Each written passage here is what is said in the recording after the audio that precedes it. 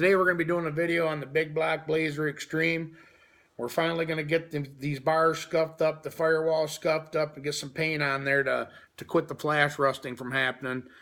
As you guys know, a couple videos back, we tore the front clip off. It got it all ready to go, and I never got a chance to do it that day. It was pretty late, and I was pretty pooped. You know, we had a pretty long day out here that day of getting everything on getting them heads put on the big block and the motor plate and blah, blah, blah. But we ended up taking a side job on, for Dave over there, Dave's Collision, to help a gentleman out in Caseville, which you guys know, on his 69 Chevelle 4-speed big block Chevelle there.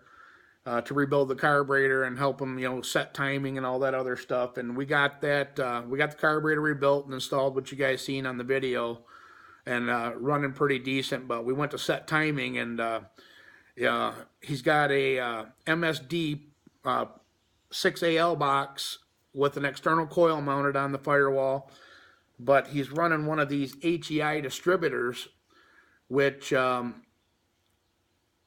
he took the control module, which you can do. I mean, you got a control module in here that runs these HEIs, but you can take the control module out and run these jumper wires out, and they come with a plug that you can plug right into your MSD box. Well, his from sitting's all rusty-eared, and the pickups are all rusty on the magnetic pickup here, and all the weights for the advance is all rusted up. The springs were all rusted up. And I couldn't get the timing set right. It was at 52 degrees at idle. I tried bringing it down, and it was just erratic all over the place. So I talked him into ordering the MSD Pro Billet distributor, get rid of that HEI and, just do the system correctly. And we also have to change a fuel pump on his car yet. As you guys seen in the video, he's only, since we flushed the system out and hooked the regulator up, it's only got 3 pounds of fuel pressure, which it's got a clickety-clack, a round GM. He said he ordered it from a dealership. It's a round, like a clickety-clack fuel pump, and he's got it mounted in the back there, and it's electric. And I told him, I said, Bill, electric pumps are made to push fuel, not pull fuel. And he's got a stock fuel tank with a sending unit, and so he's trying to pull fuel out of the bottom of that sending unit up the tube to the top of the tank. And, and I said, that plays hell on these fuel pumps. So I said, even with us installing the new fuel pump, I don't know how long it's going to last. There ain't going to be any guarantee on my, I'm not a manufacturer. I can't guarantee nothing. But so we're going to do that. And he's got a boost reference regulator on the thing, which is not correct either. So we ordered a different regulator, just, a deadheaded single in, dual out, regular quick fuel regulator that we're going to switch out on it, and like I said, install the distributor. So we'll be going back over there, I think Tuesday, to finish that up. But that's why we haven't got a chance to get going on this Blazer. But we're going to rectify that today. We're going to get our butts in gear and get these bars sanded down, the firewall, and get some paint on here. So we're also going to be having a video coming up on the El Camino. We got the wiring all situated for the nitrous on it. We're still waiting to hear from Dave to see when we can get it over to Unionville to get a final wet sanding and wheeling done. And the inside of the box rhino lined or coated or whatever he planned on doing with it.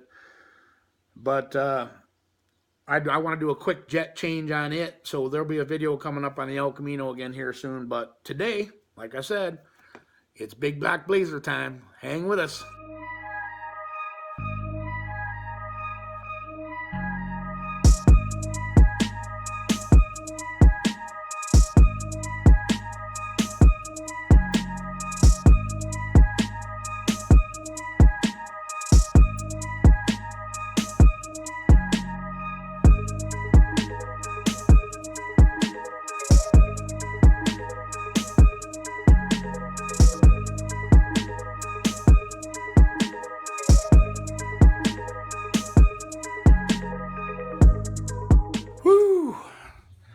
Quite a bit of work, man, sanding that down. We ended up using just this extreme scrub scouring pads. It's Scotch-Brite scouring pads. We knocked everything down, the big stuff. Then I took some brake clean on a rag, wiped everything down. And as you guys can see, I ended up, I'm brushing it on with the Rust-Oleum Farm and Implement paint, gloss black. I figured it'd be a lot better doing it this way. That way I'm not getting the paint all over the rack and the upper control arms, and I think it's a lot nicer of a job. But as you can see, I still got to do the rest of the firewall there. And then I also got to get in here and do the back frame rails all the way down the line there through the tunnel. Quite a bit of stuff to do yet. I went to jack it up and do the bottom side of these bars, and then when we get in here, I went to do all the rest of the chrome ollie. But yeah, it's coming along pretty good. Looks like a totally different truck already. I actually should have started in the center here, then worked my way out. But as I said before, I'm far from perfect. Is what it is, but yeah, I'm pretty happy with it so far. And you know, when you brush these on like that, guys, once it dries with that Rust-Oleum, I actually painted a car trailer, one of my old car trailers in the past. You don't get the brush strokes. Once it dries, it flows out and lays pretty flat. So, and this ain't no Cobo Hall rig anyway, so I'm pretty happy as long as we get some paint on it. And you know, all that covered up, that way it ain't gonna flash rust no more. And I'm not getting overspray all over the Elko here, so a win-win. I'm actually gonna brush the inside of the cage too, but I don't know how long. Might have to get the boy out here to help me do that. I'm not gonna be able to climb my big ass in the back, all the Xing and all that, so he's gonna have to give the old man a hand. You know, I can get to what I can get, like on the down bars, and probably do the dash again. I sprayed the dash before the windshield went in, but I'm gonna brush it all. I think brushing it on makes it look a whole bunch better. But there's a lot of bars to do. Yeah, I'm not gonna be able to get back here and do all this. I ain't got to worry about doing the, you know, the aluminum. That's all aluminum, so just worry about getting the tin. So we should be good to go there. Get all this stuff painted up eventually, get it all nice and pretty, that way it ain't rusting away. Yeah, I think it's coming along nice. I got all the down in the jams done pretty good. Looks like I missed a little spot right there in the corner, but it is what it is. But yeah, overall I think it's a nicer job. The way it's not getting overspray all over everything, and you know, getting paint where you don't want it. Take your time, brush it on nice, and turn out good. But I'm gonna put you guys back on the tripod one more time and get the outside of this motor plate or mid plate done, and get the rest of this firewall done, and then that'll probably wrap up this video. I'm sure you guys don't want to see me laying my fat on the floor and doing the bottom side of them bars. I don't know if I'm going to make it that far today anyway. We'll let all this stuff dry up, and then after it's dry, I'll get the jack out and jack it up, put it on stands, and start getting the bottom part of the chassis done, and the spots we couldn't reach here, you know, the bottom side of these bars. But I tried getting as much as I could, but you know, you can only get what you can see. You know, you can try and do it blindly a little bit, but I want to make sure I get them all 360 all the way around. All right, go back on the tripod. Let me get back at her.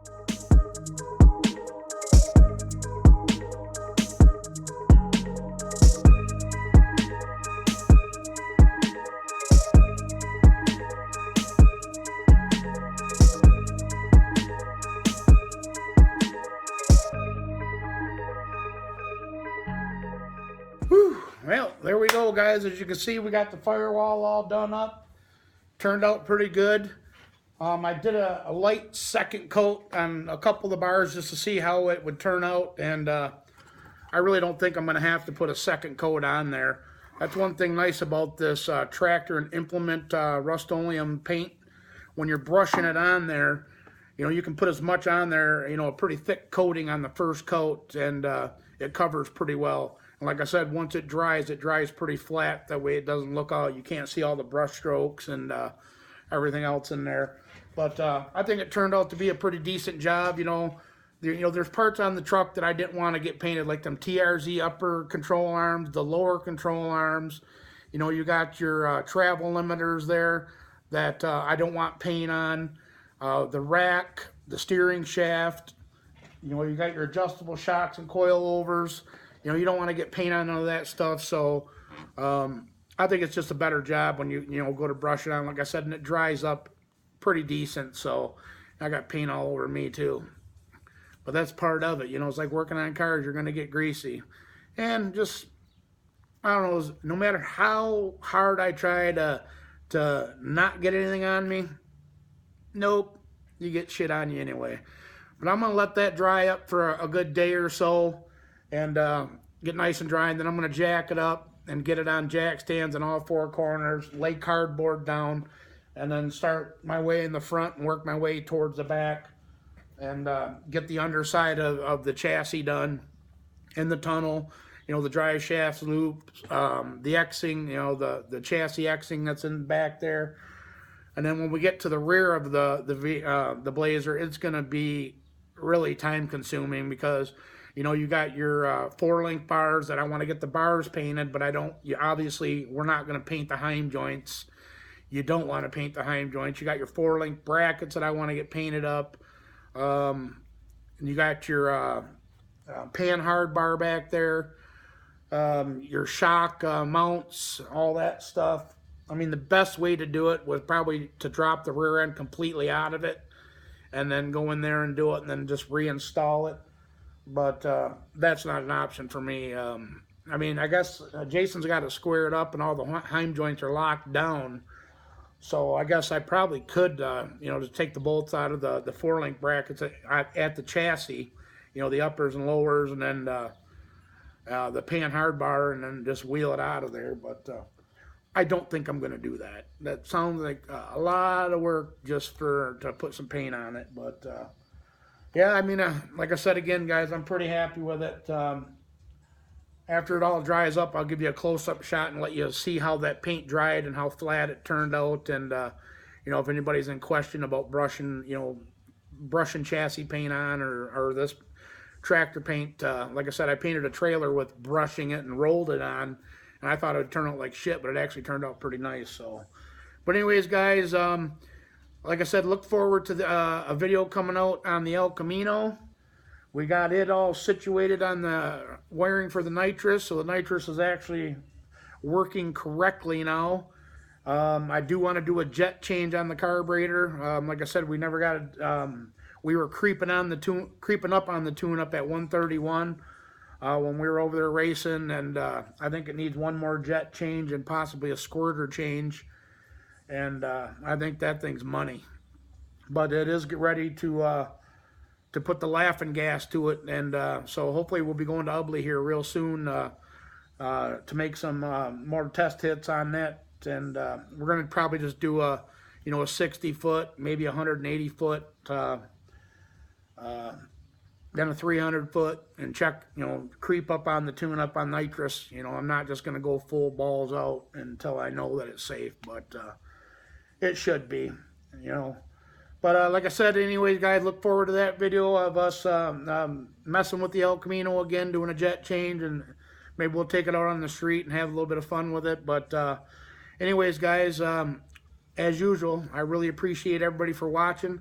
Don't forget to like, comment, share, subscribe, and we'll catch you guys on the next video. All right, bye-bye.